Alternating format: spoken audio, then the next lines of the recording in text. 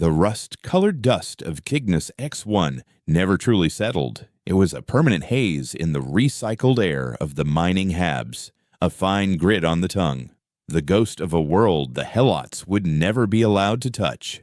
For 3 centuries, they had been the property of the Vexian Combine, a species bred and broken to work the deep gravity drills and plasma refineries that fueled the Combine's expansion. They were born in debt for the air they breathed and died in debt for the grave they were given. A closed loop of servitude enforced by shock collars, nutrient rationing, and the unassailable walls of the Vexian fleet. Kalen felt the grit in his teeth as he stared at the schematics glowing on the rickety hollow table. He wasn't a soldier, not a commander. His hands were calloused from manipulating microlathes, not from holding a weapon. But he was a weaver, one of the few born with the synaptic anomaly that allowed his consciousness to perceive and briefly navigate null space to the Vex. It was a genetic flaw, a source of seizures and madness to be suppressed with medication. To the Helots, it was the whisper of a key for a lock they hadn't yet found. For Kalen, it was a constant, splitting headache, a feeling of being in 2 places at once, his physical body anchored to the oppressive reality of Hab Block 9, while his mind flirted with the silent, formless static between dimensions. This place, null space, wasn't empty. It was the opposite. It was a crush of every possibility at once, a place where the laws of physics were a screaming chorus of contradictions. To touch it was to invite insanity. Yet it was the only path to freedom they had ever conceived. He traced a line on the schematic, the grand bridge of the Vexian Combine's newest star ender, the Unassailable. Here, he murmured, his voice hoarse from the dry, filtered air. The ceremonial chamber is connected to the primary bridge by an armored blast door, but the conduits for the dignitary's holographic suite run straight through the bulkhead. The conduit is solid plasteel, but to a weaver, it's just a suggestion. Across the table, Anya watched him, her face a mask of hardened skepticism. She had been a pit foreman, a woman who had seen Helots vaporized by plasma blowouts and crushed by collapsing tunnels. She believed in things you could hold, things that bled, a suggestion that could tear you apart. Kalen, your last practice weave left you bleeding from your eyes for a day. She gestured around the cramped, hidden chamber, a forgotten maintenance node deep in the asteroid's core. There are 6 of us. They have a legion of chrome-plated Praetorians on that ship. What happens when we phase onto the bridge and they simply open fire? Kalen looked from her to the others. There was Reese, a boy of 17 whose parents had been spaced for smuggling medical supplies, his hands constantly fidgeting, his eyes burning with a desperate need for revenge. There was old Ilara, the Hab's medic, whose quiet presence was a constant reminder of what they were fighting for a future where children didn't suffer from nutrient deficiencies and lung rot. And there were the twins, Orin and Yorick, silent demolition experts who communicated in half-finished sentences, their shared lifetime in the mines forging a bond deeper than words. They won't open fire, Kalen said, trying to force a confidence he didn't feel. Because we won't be alone. We're taking the entire Vexian High Directorate with us. The plan was not one of conquest or destruction. It was an act of impossible leverage. The christening of the Unassailable was the Combine's ultimate display of power. Their entire board of directors, the sector's governor, and their highest-ranking military officials would be on the bridge to witness the ship's maiden voyage. The Helot's intelligence, gathered over years through whispered conversations and stolen data chips, was perfect. They knew the security patrols, The shield modulation frequencies. The exact moment the champagne substitute would be poured. And at that exact moment, Kalen would do the unthinkable. He would weave not just himself, but 5 others through 30 meters of a starship's armored hull. They would materialize not as soldiers, but as ghosts, appearing from thin air in the heart of their enemy's power. "It's suicide," Anya stated, her voice flat. "They will martyr us and use it as an excuse to purge the Habs." "No," Ilara said softly, her gaze meeting Anya's. "It's a voice. For 300 years, we haven't had one. We've been numbers on a ledger.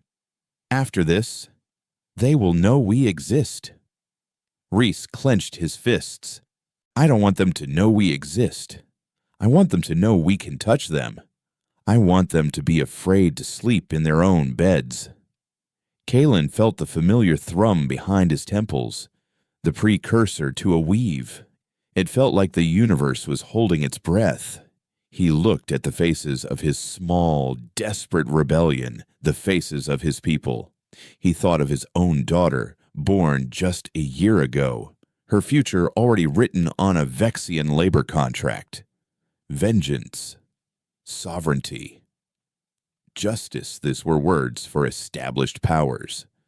All he wanted was for his child to see a real star, not the smudged approximation on the Hab's ceiling view screen.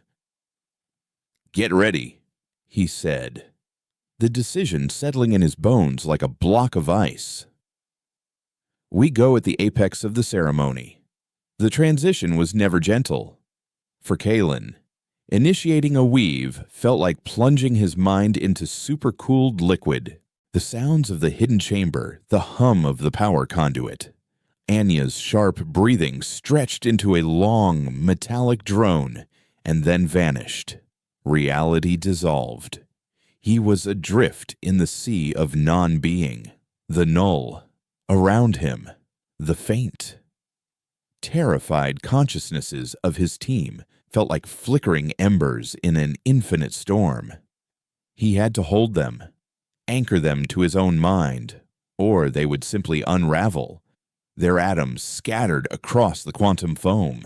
He could feel the solid state of the Unassailable's hull not as a physical barrier, but as a dense, tightly wound knot in the fabric of space-time. He pushed against it with the entirety of his will. Pain erupted behind his eyes, a searing, white-hot agony. The ship was resisting him, its immense mass and energy core fighting the intrusion on a level beyond physics. It was like trying to push his hand through a wall of solid diamond. He felt Reese's panic, a sharp spike of fear that threatened to break the cohesion of the group. "Hold on," he projected, the thought not a word, but a raw pulse of desperate command. "Stay with me." He focused on the schematic burned into his memory, the image of the holographic conduit. He found the thread of it, a slightly less dissonant vibration in the chaos, and pulled. For a terrifying second, he felt his own form begin to shear, his thoughts fragmenting.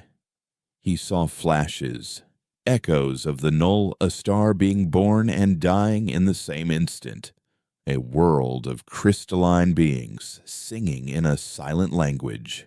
The cold, calculating thoughts of the Vexian ship's AI as it registered a quantum anomaly too small to be a threat. He clamped down, forcing the visions away, focusing only on the destination. The pain intensified, and he could feel warm blood trickling from his nose, a phantom sensation from a body he couldn't currently feel. Then, with a wrenching, gut-churning lurch, the resistance gave way. The null spit them out. One moment, they were nowhere. The next, they were standing on the polished obsidian floor of the Unassailable's ceremonial bridge. The sudden return of sound and light was a physical blow. The air was cold. smelling of ozone and the cloying perfume of the Vexian elite for a heartbeat. Absolute silence reigned. Director Corvan, his scaled, reptilian face frozen in a rictus of smug satisfaction, was mid-toast, a flute of shimmering liquid held aloft. Military commanders in immaculate silver uniforms stood at attention. The whole of the Combine's leadership was there, framed by a panoramic view of the swirling crimson nebula of Cygnus, their private playground. Then that single heartbeat ended. A delegate shrieked. A glass shattered. The Praetorian guards, stationed at the edges of the room, reacted with disciplined speed, raising their pulse rifles. But it was too late. Before a single shot could be fired, Orin and Jork had already slapped magnetic null charges onto the main command console and the blast door controls. A low hum filled the air as the ship's primary functions were locked down. Reese, his fear now burned away into pure, incandescent rage, held up a small, cylindrical device. "This is a cascade detonator," he announced, his voice shaking but clear. "It's linked to every power conduit on this bridge. The first shot you fire will turn this entire room into a miniature sun. And since your shiny new ship is in a sealed dock, it'll take the whole station with it." Anya stood beside him, her pulse pistol aimed not at a guard, but squarely at Director Corvan's chest. Her expression was unreadable, as solid and unforgiving as the asteroid she'd spent her life mining. All eyes, however, fell on Kalen. He stumbled, one hand flying to his head as the agony of the weave washed over him in a nauseating wave. Blood was now flowing freely from his nose and ears. Ilara rushed to his side, steadying him, but he waved her off. He straightened, his slight frame seeming to cast an impossibly large shadow in the cold, artificial light of the bridge. He was just a man. A tired, aching man in a grease-stained miner's jumpsuit, surrounded by the most powerful beings in the sector. He looked past the guards, past the terrified diplomats, and locked eyes with Director Corvan. The director's initial shock was already being replaced by a cold, simmering fury.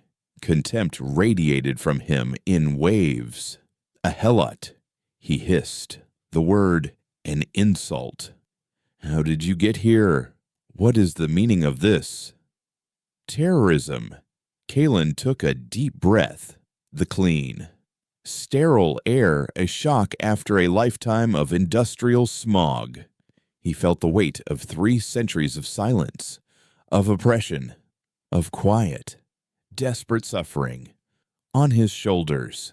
When he spoke, his voice did not boom with authority or tremble with rage. It was quiet, exhausted, and utterly clear, cutting through the panicked tension like a shard of glass. "We are not terrorists. Director, we are the tools that have suddenly learned to speak." He raised his head, and in his bloodshot eyes, the Vexian Directorate saw something they had never witnessed before in one of their slaves, a will of iron. "You will open a channel to every hab in the Cygnus system. You will broadcast my voice. And then, we are going to negotiate the terms of our freedom." A tense silence descended, broken only by the low hum of the null charges.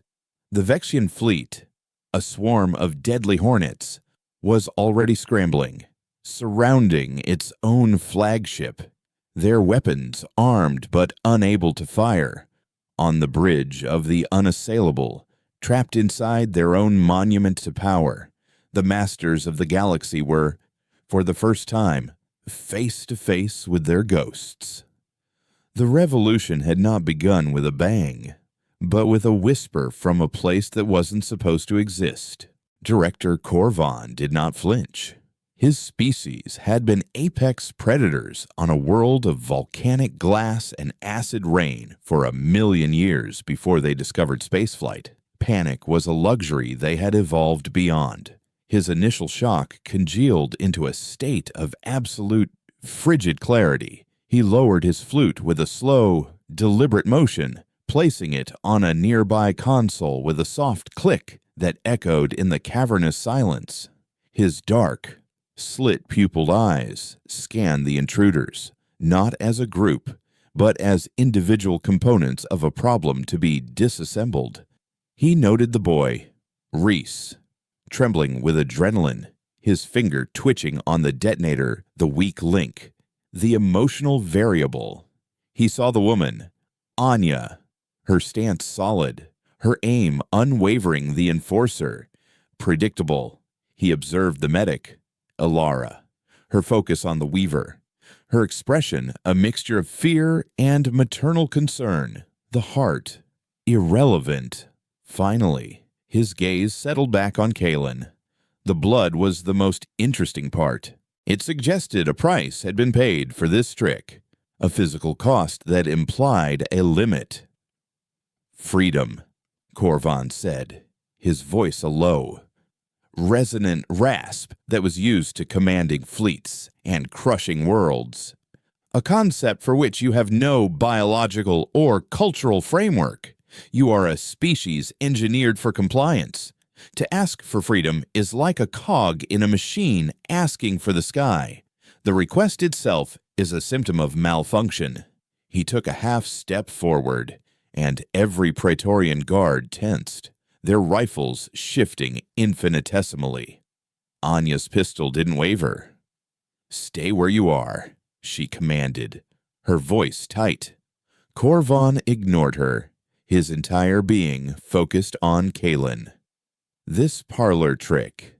He gestured vaguely to the space they had appeared from. This weaving, as your kind used to call the seizures before we medicated them out of your gene pool. It is a flaw, a neurological misfire.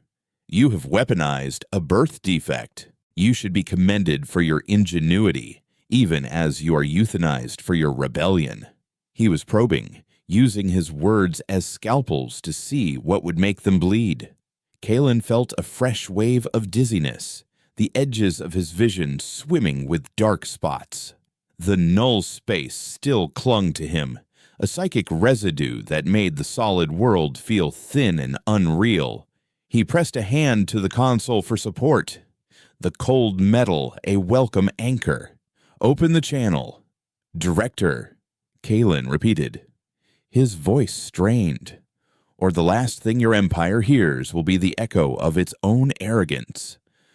For another long moment, Korvan simply stared. He was calculating odds, weighing the value of his own life and the lives of the Directorate against the cost of even a momentary capitulation.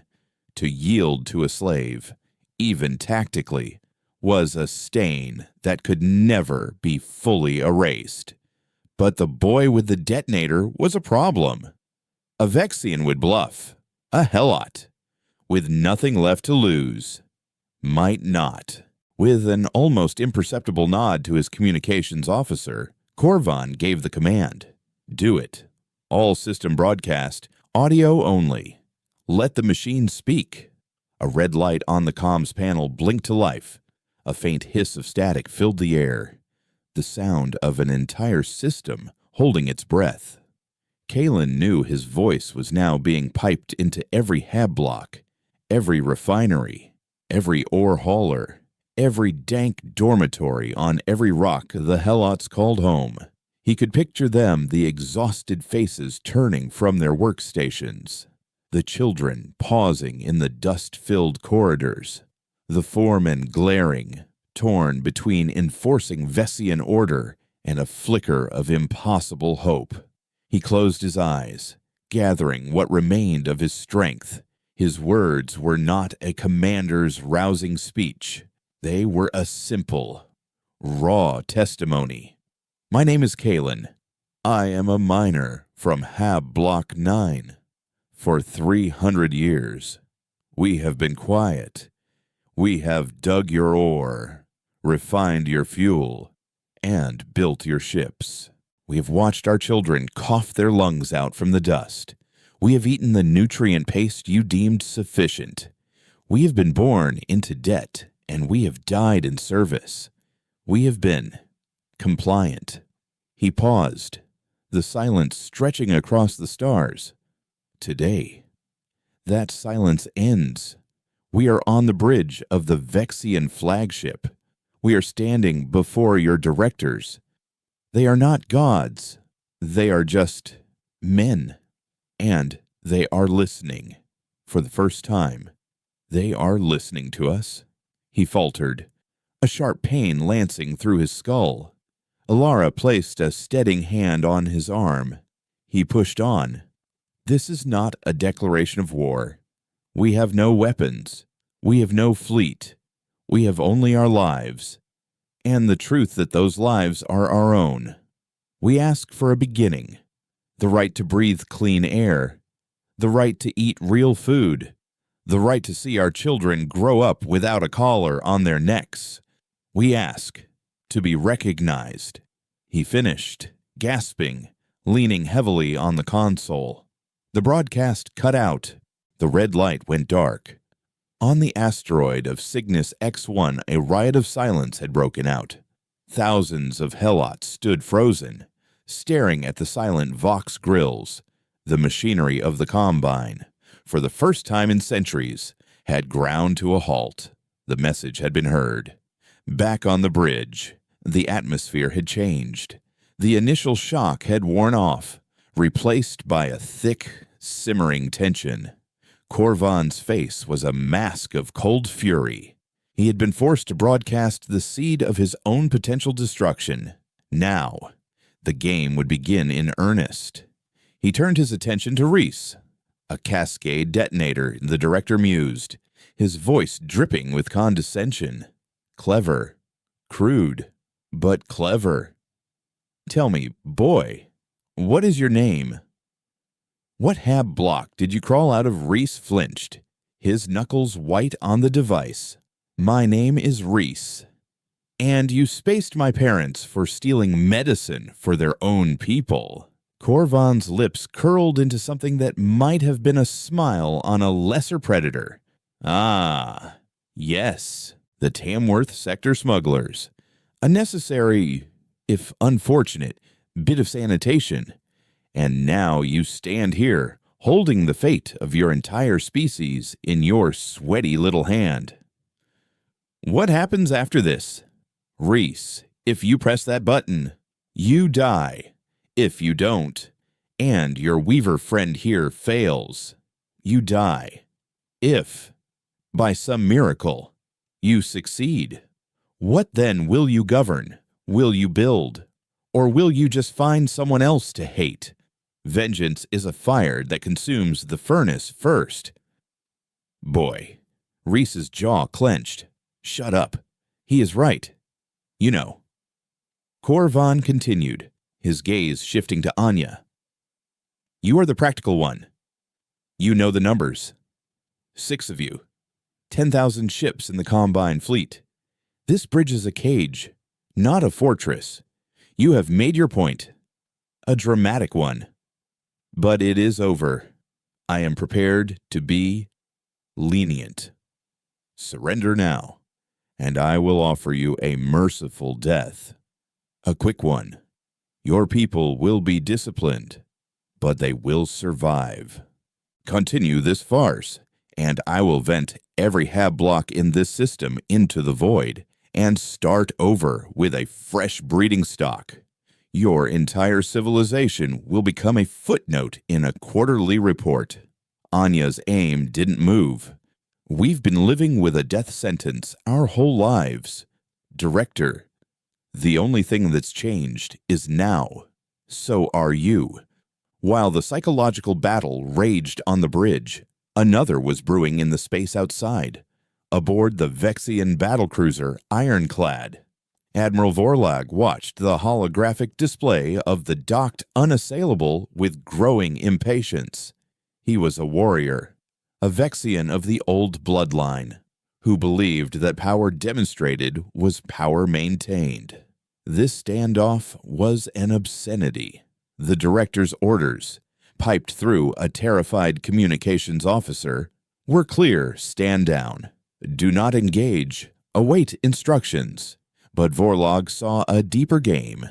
He suspected the director was stalling, waiting for an opportunity that a loyal, proactive admiral could provide. Status of the docking clamps. Vorlag growled to his tactical officer, fully engaged. Admiral, the Unassailable is hard docked for the ceremony. Power and life support are routed from the station. Isolate the emergency release protocols for the primary command side umbilical. Vorlag ordered. I want a microcharge explosive solution mapped to the connection point. A surgical cut. Not enough to breach the hull, but enough to sever the connection and trigger a catastrophic power surge. The officer hesitated. Admiral, that would violate the director's direct order.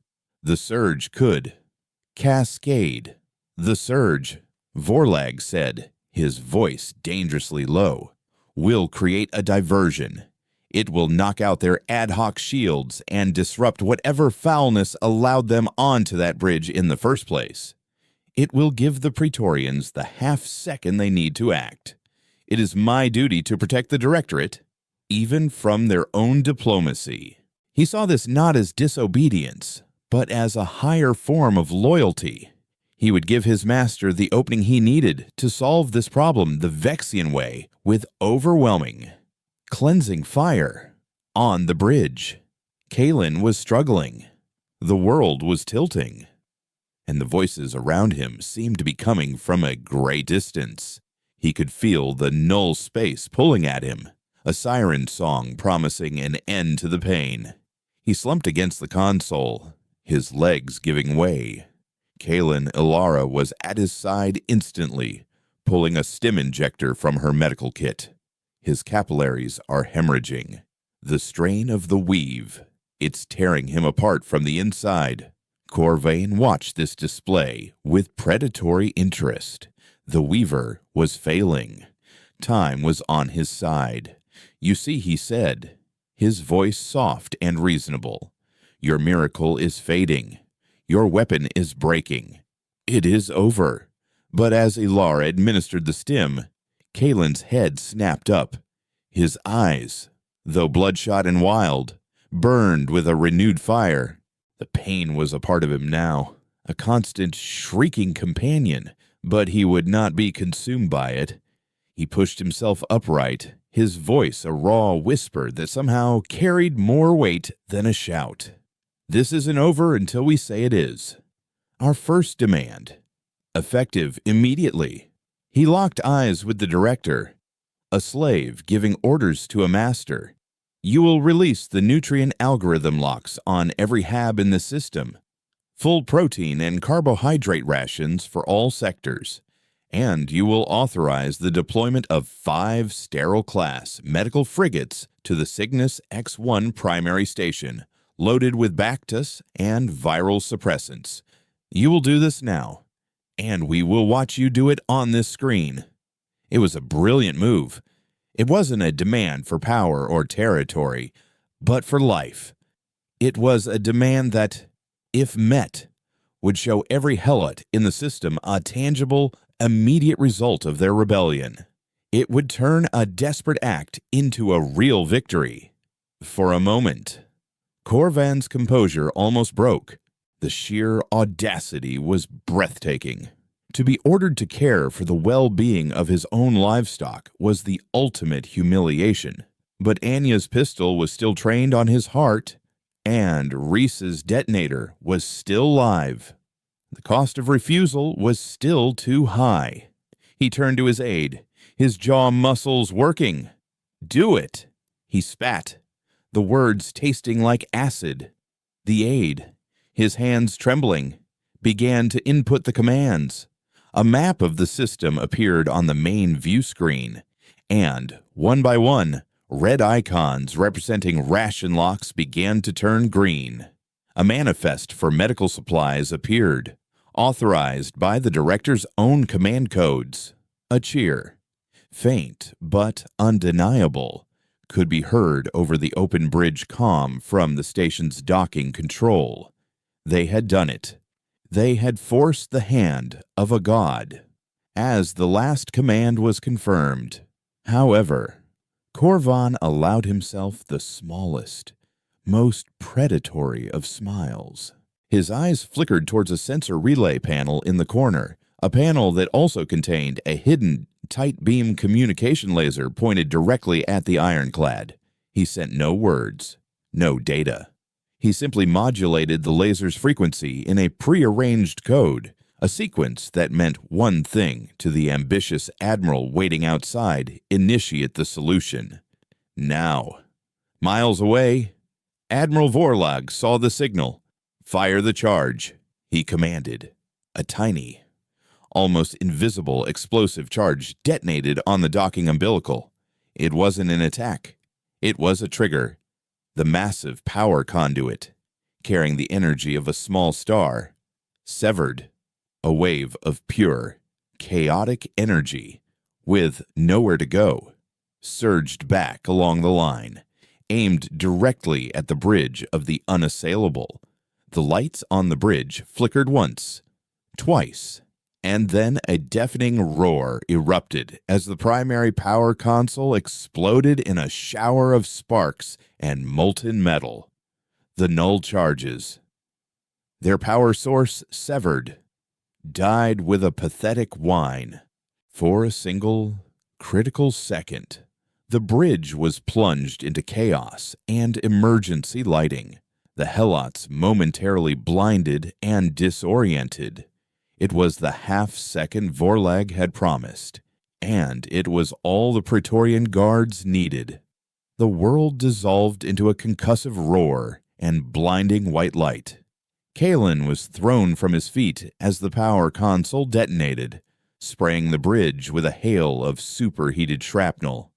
The emergency lights flickered on, casting the scene in a hellish, strobing crimson. The low, steady hum of the null charges died, their green lights winking out one by one. For that single, fractured second of disorientation, the universe was pure chaos.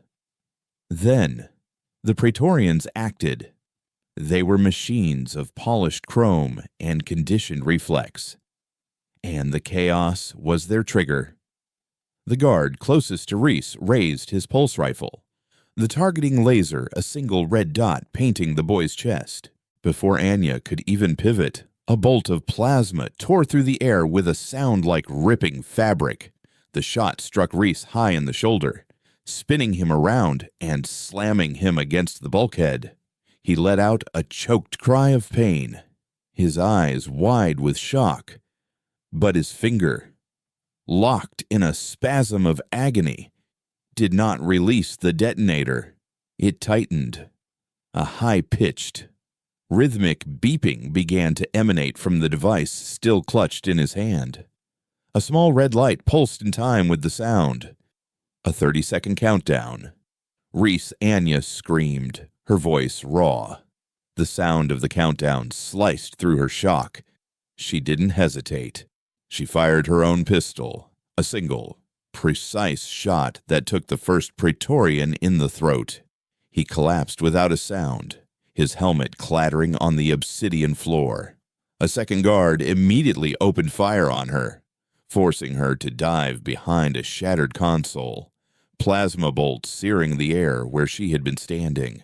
The bridge had erupted into a firefight. Orin and Jorik moved as one, not with weapons, but with the innate understanding of systems under stress, while Orin laid down suppressing fire with a salvaged maintenance pistol.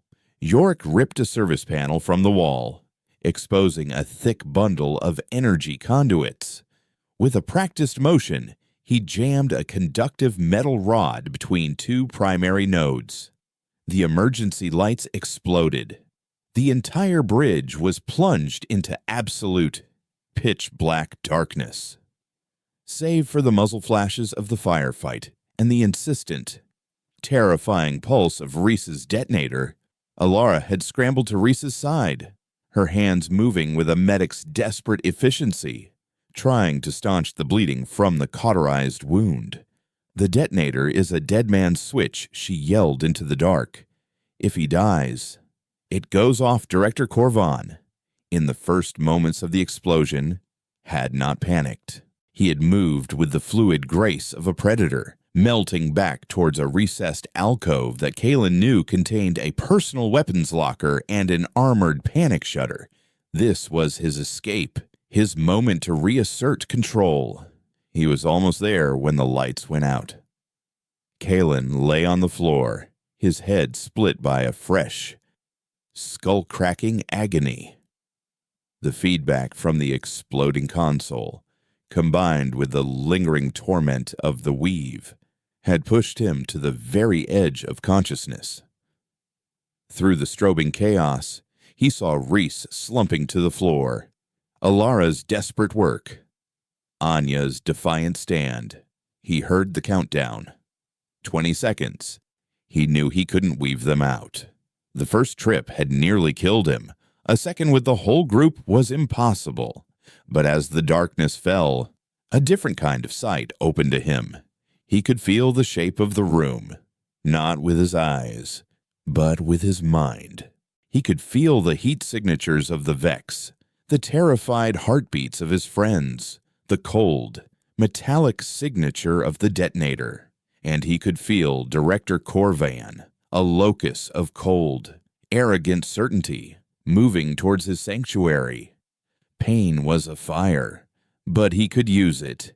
He could be the furnace, focusing every last shred of his will, every ounce of his life. He reached out, not to the group, but to one single object, the detonator in Reese's dying hand. He didn't try to move it through the null. He didn't have the strength. He did something else, something he had never dared practice. He folded the space around it. For a fraction of an instant, the distance between Reese's hand and Director Corvan's chest became zero. Corvan felt a sudden, shocking coldness blossom inside his ribcage. It wasn't an impact, it was a presence, a foreign object, solid and unnervingly active, that had simply appeared within him. He stumbled, his hand flying to his chest, his mind reeling with an impossibility that defied all known laws of physics.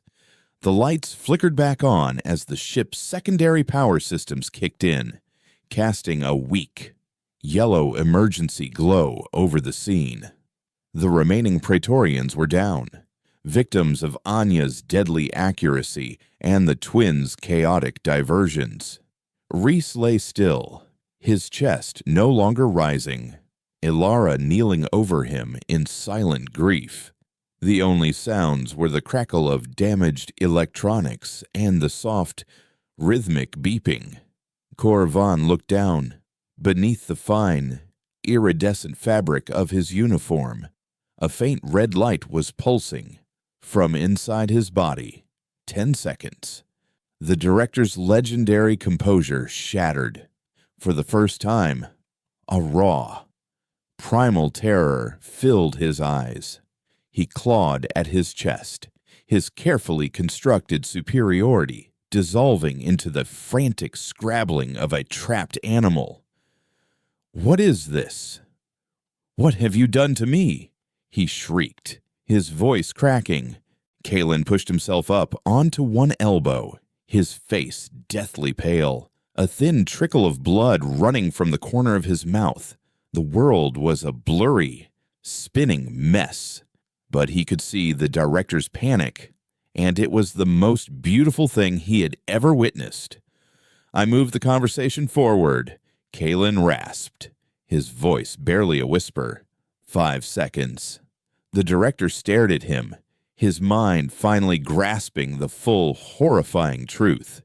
He was the bomb. The power, the control, the life he held so sacred was now host to its own annihilation. He opened his mouth to scream, to bargain, to command, but no sound came out. 1 second, and then silence. The beeping stopped. Korvan stood frozen, trembling, a sheen of cold sweat on his scaled brow. Nothing happened. The detonator hadn't exploded. Anya slowly rose from behind the console, her pistol now aimed at the terrified director. What's going on? Kalen managed a weak, grim smile. The boy, Reese, he wasn't just vengeful. He was smart. He coughed, a racking, painful sound. The dead man's switch wasn't the detonator. It was a failsafe.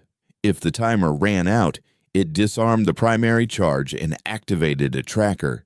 He looked at Korvan, his eyes holding the director's with a weight that felt heavier than gravity. It is, however, still manually operable. The original trigger in my friend's hand is now slaved to a neural impulse from me. All I have to do is think it. The full weight of the situation settled over the bridge. Reese was dead. Their escape plan had failed. But in its place, they had achieved something far more profound. They had taken the ultimate hostage. Out in the Cygnus system, confusion was turning to fear, and fear was hardening into anger. The broadcast had lit a fire, and the sudden silence from the Unassailable was the wind that fanned its flames. On Cygnus X1 work crews, emboldened by the unlocked rations and the taste of defiance, began to overwhelm the Vexian security patrols. Small, localized riots broke out, tools becoming weapons. Shouts of Kalen's name echoing through the metallic corridors. The rebellion was no longer 6 people on a bridge. It was a species finding its voice in fire and blood. Aboard the ironclad, Admiral Vorlog saw only silence. His surgical strike had cut communications. But the expected report of success from the Praetorians never came. He was flying blind. His career, and possibly his life, hanging on the outcome of a gamble he could no longer see. His tactical officer turned to him, his face pale. "Admiral, we're picking up insurrection reports from every major hab in the system. Security forces are being overrun. The Helots, they're rising up." Vorlog's ambition curdled into dread. He had not created an opportunity for his director. He had created a power vacuum at the exact moment the system was exploding. Back on the bridge of the Unassailable, Kalen struggled to his feet, supported by a grim-faced Anya. He walked slowly, painfully, toward the trembling director. He looked at the man who represented 3 centuries of brutal oppression, the architect of his people's misery, now reduced to a walking vessel of his own destruction. There was no triumph in Kalen's eyes, only a vast, profound weariness. "You talked about malfunctions, Director," Kalen said, his voice regaining a sliver of its strength. "You were right. Our compliance was a malfunction. Our silence was a disease. We are the cure." He stopped a few feet away, close enough to see the frantic pulse in Korvan's throat. "Reopen the channel. All systems. This time, with video." He gestured to the body of Reese, lying peacefully now, his face no longer etched with anger. "Let them see the price of a single voice. And then you and I are going to have a new negotiation. Not about rations. Not about medicine." Kalen's gaze was as hard and cold as the void between stars. "We are going to discuss the unconditional surrender of the Vexian Combine, and you are going to give it to us, because your heart is now beating on my command." The broadcast that followed was unlike any the galaxy had ever seen. It wasn't a declaration of war or a plea for freedom. It was a funeral. The image that flickered onto every view screen in the Cygnus system was stark and unadorned, the body of a young Helot miner, Reese, laid out on the cold obsidian floor of the Vexian command bridge.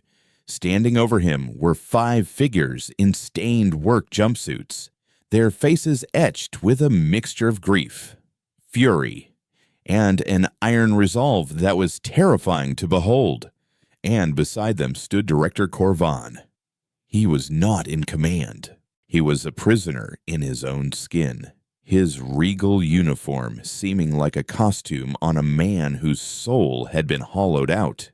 His face was a mask of abject terror, his eyes darting frantically, as if searching for an escape that his logical mind knew did not exist. The faint, pulsing red light from within his chest was a visible, rhythmic counterpoint to the frantic beating of his own heart. Kalen's voice, when it came, was not amplified. It was quiet, raspy, and carried the weight of a dying man. He did not speak of victory or revolution. He spoke of Reese. This was Reese Tamworth. He began, his gaze fixed on the camera, speaking to millions as if they were one. His parents were executed for trying to acquire medicine for sick children. He was 17 years old. He believed that vengeance was the only language his masters would understand. He was wrong. He paused, letting the silence hang, thick with unspoken grief. Vengeance is a conversation with the dead. We are here to speak to the living. He then turned his head, his tired, bloodshot eyes pinning Director Corvan in place. The Vexian Combine believed that our lives had a quantifiable value, measured in units of ore produced per cycle. They were wrong. The value of a life is measured by the hole it leaves when it is gone. Today, the hole left by Reese Tamworth is large enough to swallow a starship. The camera zoomed in on Corvan, capturing every bead of sweat, every tremor of his clawed hands. Kalen's voice continued, cold and precise. Director Corvan is now the custodian of a promise made by Reese. As long as the director lives, and as long as he complies, the Helot people will be heard. If he deviates, if he attempts to signal his fleets, if he so much as entertains a thought of reprisal, the promise will be kept. The detonator now fused to his heart is a symbol. Your power, your control, your very lives are now bound to our survival. Your heart beats at our command. He raised a hand, and on the screen, a list of demands began to scroll. They were not the demands of a conquering army, but of a people laying the foundation for a future. The immediate and unconditional withdrawal of all Vexian military forces from the Cygnus system. The turnover of all Hab Block administration and life support systems to provisional Helot councils. The opening of all Vexian food and medical stores. And finally, the most audacious demand of all, a seat at the Galactic Concord, to be recognized as a sovereign, sentient species with all the rights and protections that entailed. These are not negotiations. Kalen's voice concluded, as the image of the dead boy returned to the screen. This is the new reality. We have been your tools. Now, we are your reckoning. The broadcast ended. Across the system, the nascent Helot uprising, which had been a chaotic flurry of riots and skirmishes, coalesced. It found a purpose. It wasn't just about breaking their chains. It was about building something new on the other side. The Helot workers, who knew the intricate workings of the Vexian industrial machine better than the Vex themselves, began a systematic and coordinated shutdown of the entire system's production. Plasma refineries went cold. Ore haulers refused to launch. The economic heart of the Vessian combine in that sector simply stopped beating. Aboard the Ironclad, Admiral Vorlag watched in stunned horror.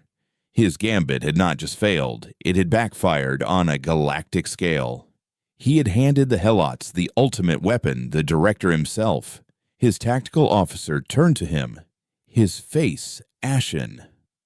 "Admiral, what are your orders?" Vorlag stared at the static screen, his mind a maelstrom of conflicting loyalties and survival instincts. To attack now would be to murder the entire directorate and ignite a war of extermination against the Helots, a war they might not win, given the complete shutdown of their fuel supply chain. To obey the Helots' demands was unthinkable, a betrayal of everything his culture stood for. He saw only one path, not victory, not honor, but survival. "Order the fleet to pull back to the edge of the system," he commanded, the words tasting like poison. "Establish a blockade. Nothing gets in or out. We will starve them out. We will wait for the Weaver to die and the director to find a way to regain control." It was a coward's move, a strategy of attrition, but it was the only one he had left. He was walling them in, turning the entire Cygnus system into a cage.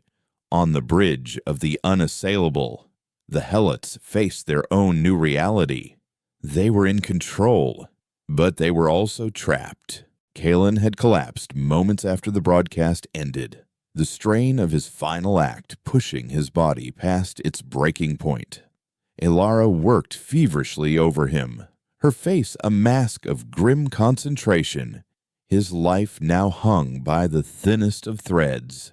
Anya had taken tactical command, her practical, no-nonsense approach a necessary anchor in the storm. She established communications with the newly forming Helot councils on the asteroids below, coordinating the systematic shutdown and organizing the distribution of the liberated supplies. Orin and Jorik, the silent twins, worked to restore full power to the Unassailable, bypassing the sabotaged conduits, their quiet competence a force of nature in itself. The dynamic with Director Corvan was a surreal, high-stakes ballet. He was confined to the bridge, a constant, terrified presence.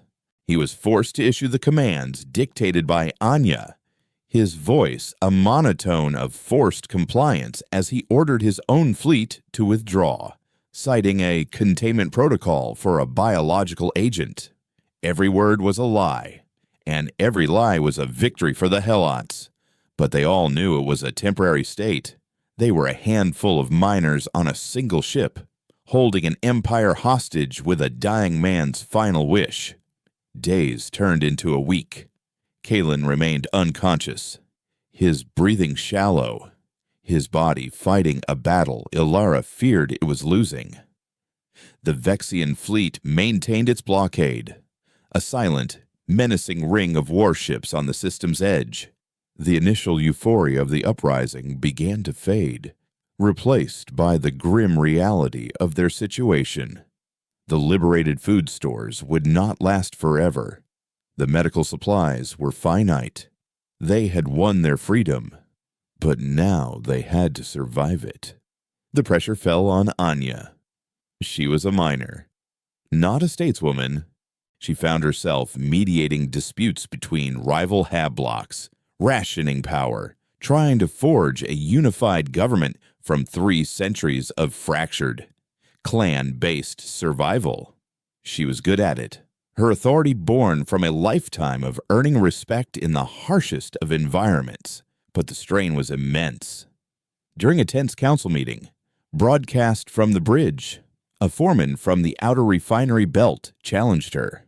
"We're free, but we're starving. The Vex are just waiting for us to fall apart and beg them to come back." "What is your plan?" "Anya." What happens when the Weaver dies before Anya could answer? A new voice. weak but clear, echoed across the comms. "We don't fall apart." Kalen, his head bandaged, was sitting up, propped against a console by a stunned Ilara. He looked like a ghost, his skin pale and translucent, but his eyes burned with a feverish intensity. "We show them. We show the galaxy what we can build." He had been listening.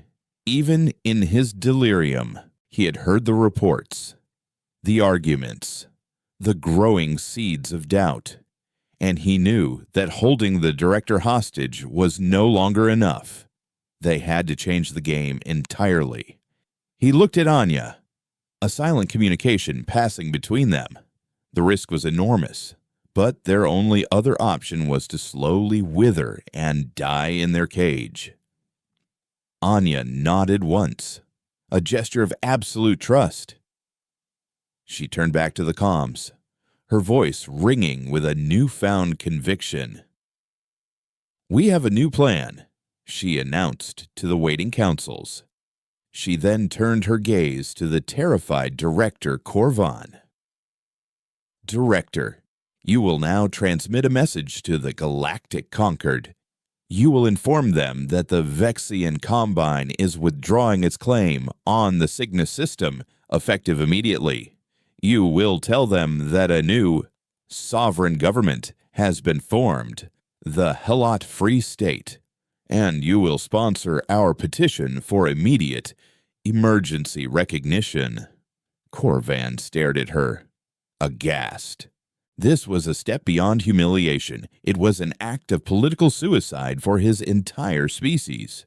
"They will never agree," he whispered.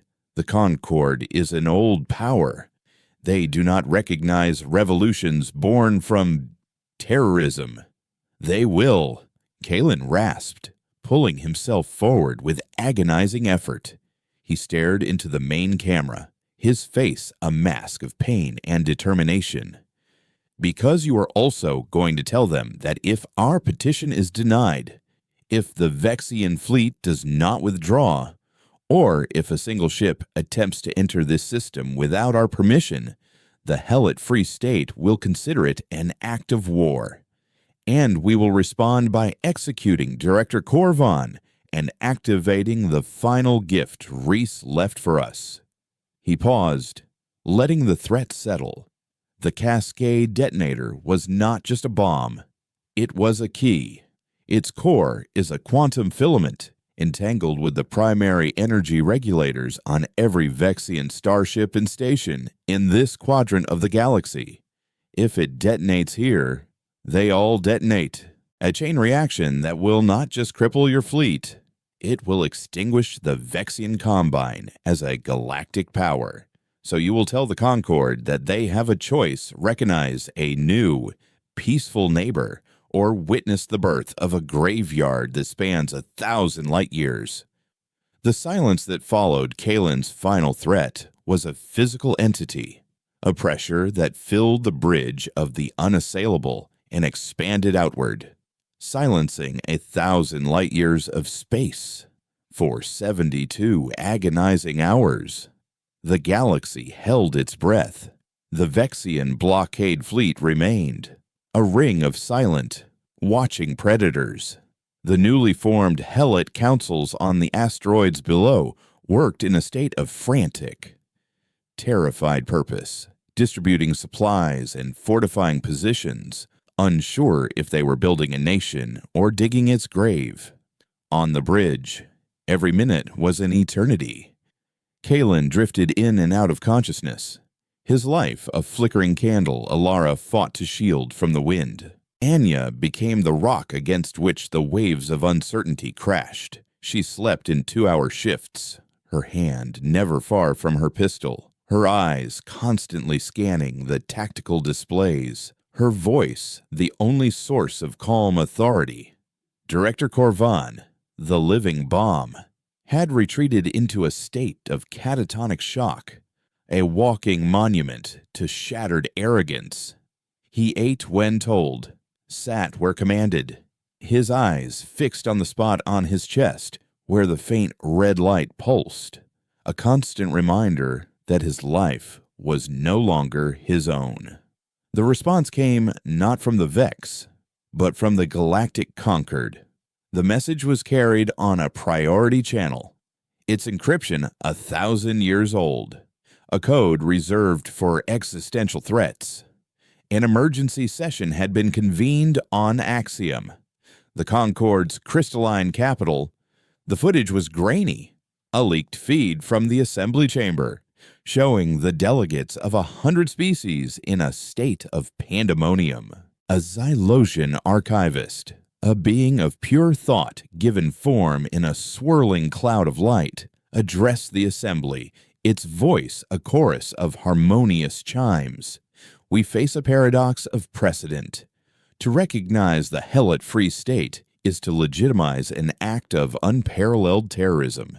It would signal to every downtrodden species in the galaxy that holding a knife to the throat of power is a viable path to sovereignty.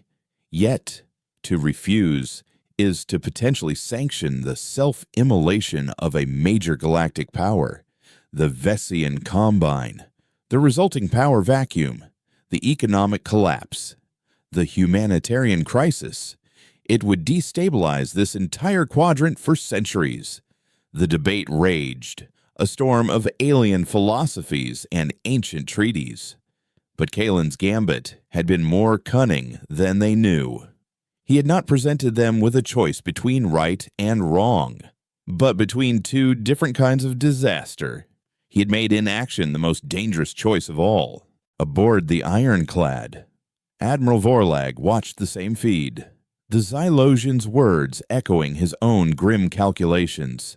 His private comlink chimed, a direct order from the Vexen High Command, what was left of it, on their distant homeworld. The order was simple: stand fast.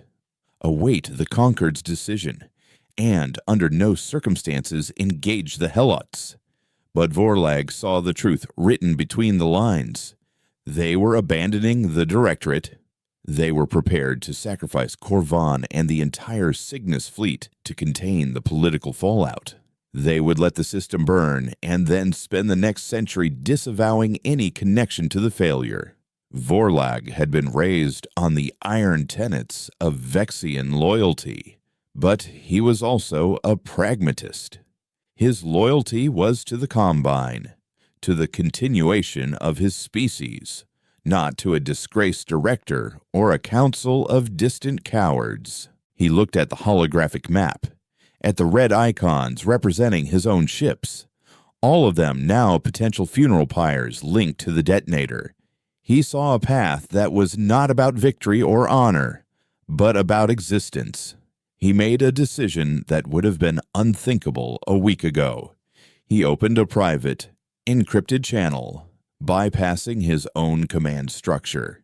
He did not ask for Kalen, the ghost who held the trigger.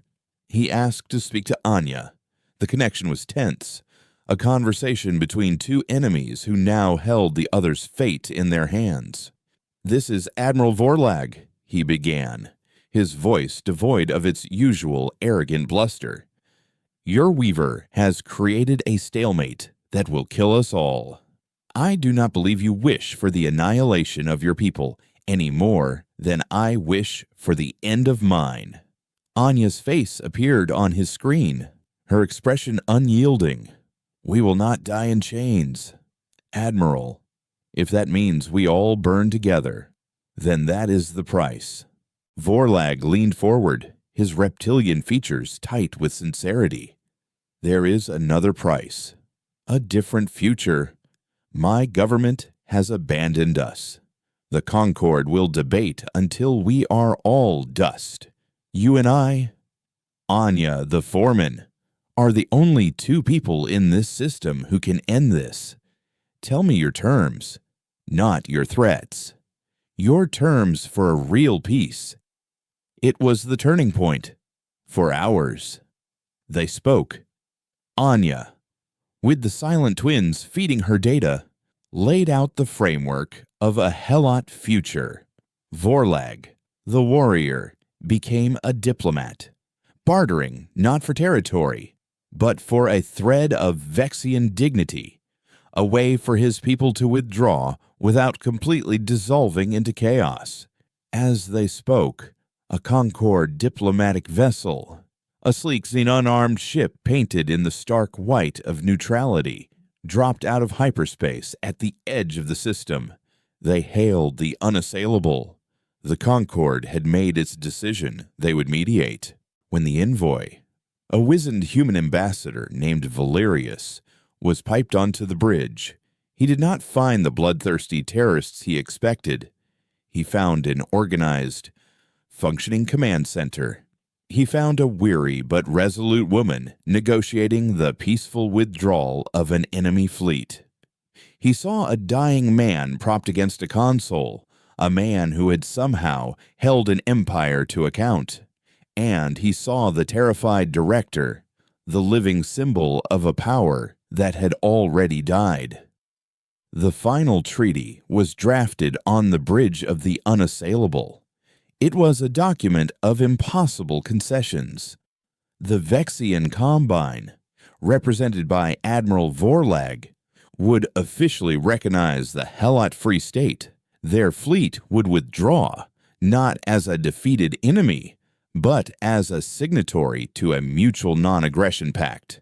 The conquered, as witness, would formally recognize the Helot state and grant them provisional membership, fast-tracking aid and resources to the now free but starving system.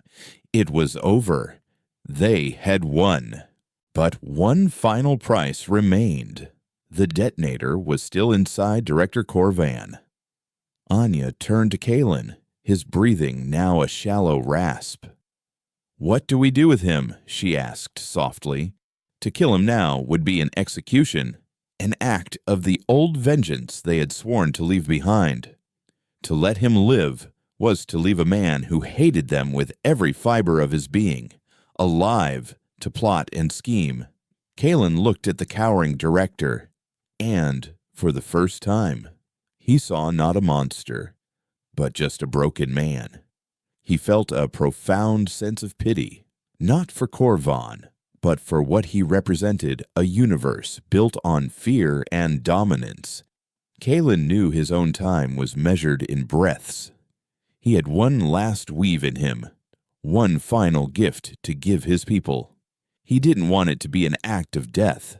He wanted it to be an act of creation. He motioned for Ilara to help him to his feet. He staggered towards the director, who flinched, expecting the end. "I am not going to kill you," Kalen whispered, his voice so faint it was barely audible. "I am going to set you free. Both of us." He placed a trembling hand on Corvan's chest. The pain that flooded him was unlike anything he had ever felt, a supernova of agony that threatened to tear his consciousness apart. But he pushed through it, not with anger, but with acceptance.